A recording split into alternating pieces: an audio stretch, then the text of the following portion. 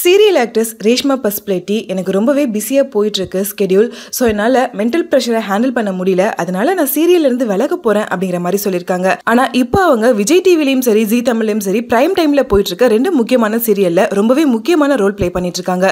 பாக்யலட்சுமி சீரியலில் ராதிகா அப்படிங்கிற கேரக்டர்லையும் சீதாராமனில் மகாலட்சுமி அப்படிங்கிற கேரக்டர்லையும் பண்ணிட்டு இருக்காங்க. இந்த ரெண்டு ரோலுமே ரெண்டு சீரியலில் ரொம்பவே முக்கியமான ஒரு கேரக்டராக இருந்துட்டு இருக்கு. அப்படி இருக்கும்போது ரெண்டு முக்கியமான சீரியலில் பிரைம் டைமில் போயிட்டு இருக்கக்கூடிய சீரியல்ல நடிச்சிட்டு இருக்க ரேஷ்மா பஸ்பிளேட்டி என்னால இந்த ரெண்டு ஸ்கெடியூலையும் ஹேண்டில் பண்ண முடியல, அதனால நான் குயிட் பண்ண போறேன் அப்படிங்கறத சொல்லியிருக்காங்க. ஆனா எந்த சீரியல்ல இருந்து அவங்க குயிட் பண்ண போறாங்க அப்படிங்கிறது தெரியல. ஒருவேளை ஒரு சீரியல்ல இருந்து குயிட் பண்ணிட்டு வேற ஏதாச்சும் மூவில ஆக்ட் பண்ண போறாங்களா அப்படிங்கிற கொஸ்டினும் எல்லாருக்கும் இருந்துட்டு இருக்கு. ஏன்னா ரேஷ்மா அவங்களோட இன்ஸ்டாகிராம் லைவ அவங்களோட பேஜ்ல ஷேர் பண்ணி something is have to end, என்னோட பர்சனல் லைஃப்லயும் சரி ஒர்க் வைஸும் சரி அடுத்தது என்ன அப்படிங்கறத நான் ஃபோக்கஸ் பண்ண வேண்டிய நேரம் வந்துருச்சு. So wish me luck, thank you for always supporting me அப்படின்னு கொடுத்துருக்காங்க.